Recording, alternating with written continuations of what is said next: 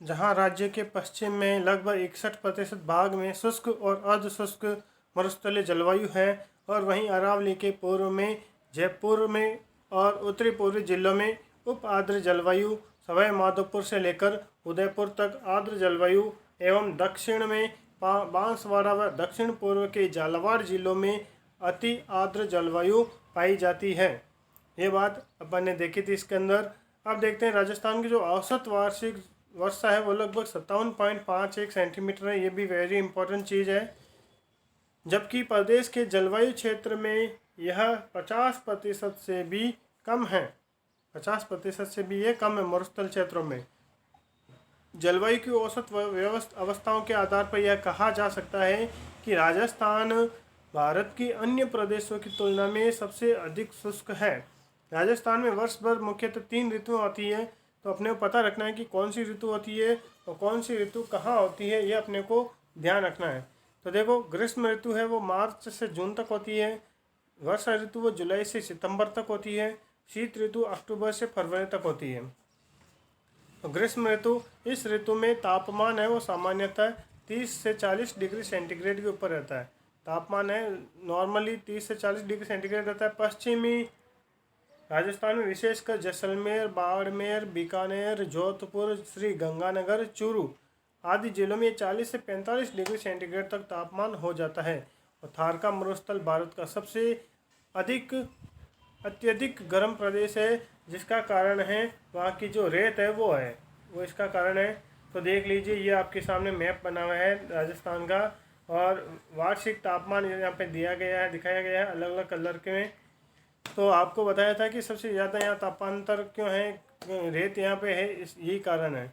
क्योंकि रेत है वो जल्दी गर्म होती है और जल्दी ठंडी भी हो जाती है। अतः मरुस्थल में इस ऋतु में दिन का तापमान है वो बहुत बढ़ जाता है और रात में बहुत कम हो जाता है, जिससे दैनिक और वार्षिक तापांतर भी अधिक रहता है। इस ऋतु में राजस्थान का सबसे ठंडा स्थान माउंट आबू रहता है। इसकी ऊंचाई सबसे अधिक है। सबसे ठंडा क्यों रहता है माउंट आबू? क्योंकि ये सर्वाधिक ऊंचाई पर स्थित है, इसलिए। अब बात करते हैं वर्षा ऋतु के बारे में। राजस्थान की 90 से 95% वर्षा ऋतु में हो जाती है, जो मानसूनी पवनों जुलाई से सितंबर के मध्य होती है। ये कब होती है? जुलाई से लेकर सितंबर के मध्य वर्षा हो जाती है। और यहाँ अरब सागर और बंगाल की खाड़ी दोनों शाखाओं के मानसून से वर्षा होती है।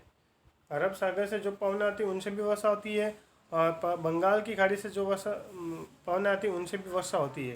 लेकिन बंगाल की खाड़ी के मानसून से राजस्थान में अधिक वर्षा होती है। बंगाल की खाड़ी की वजह से सबसे अधिक वर्षा होती है, जो अधिकांशतः पूर्वी राजस्थान में होती है। अरब सागर के मानसून में अधिकांश वर्षा है वो दक्षिणी राजस्थान में होती है। अरब सागर की वजह से सबसे ज़्यादा वर्षा कहाँ होती है? दक्षिणी राजस्थान में होती है। और सर्वाधिक वर्षा, तो देखो ये भी देख लो, वर्षा का तापमान, वर्षा बताई हुई है। सबसे ज़्यादा वर्षा कहाँ होती है, सबसे कम कहाँ होती है, चित्र को देख के पता लगा सकते हैं।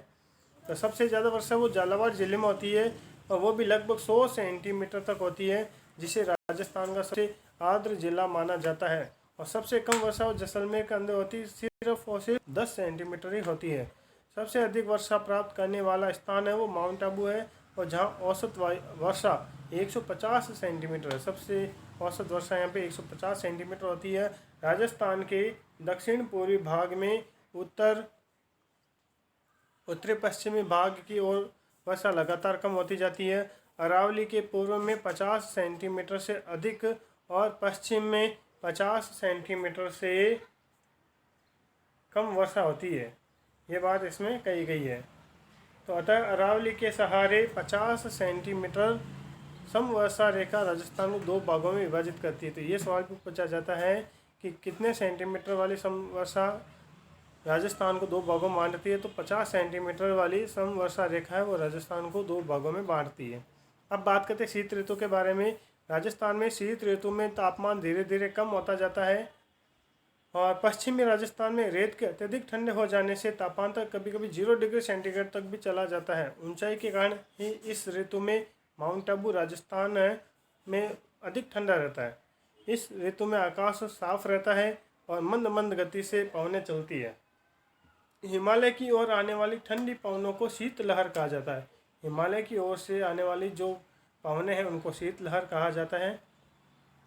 अब इसमें कहा गया है कि क्या आप जानते हैं कि भारत में शीत ऋतु में होने वाली जो वर्षा को मावट कहते हैं, और मावट का अन्य क्या नाम है, पश्चिमी विक्षोभ। तो अपने को याद रखना है कि मावट या पश्चिमी विक्षोभ एक ही है।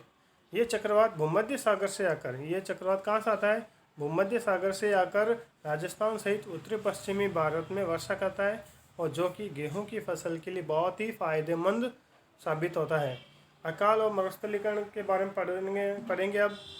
राजस्थान में वर्षा सामयिक, अपर्याप्त, अनिश्चित और अनियमित होती है तथा वर्षा का जो वितरण है वो भी यहाँ पे असमान रहता है। कहीं पे ज़्यादा वर्षा होती है, कहीं पे बहुत कम होती है, कहीं पे तो होती भी नहीं है। अतः राज्य को बार बार अकाल और सूखे की स्थिति से निपटना पड़ता है। पश्चिमी राजस्थान का अधिकांश क्षेत्र प्रतिवर्ष सूखे का सामना करता है। इसी सूखे के कारण पशु पक्षियों के लिए चारा, पानी, मनुष्यों के लिए अनाज और पेयजल की कमी की स्थिति हो जाती है, जिसे अकाल कहा जाता है। जिसे क्या कहा जाता है, अकाल कहा जाता है। कम वर्षा यहाँ की जलवायु का प्राकृतिक स्वभाव है, प्राकृतिक स्वभाव है कम वर्षा होना तो।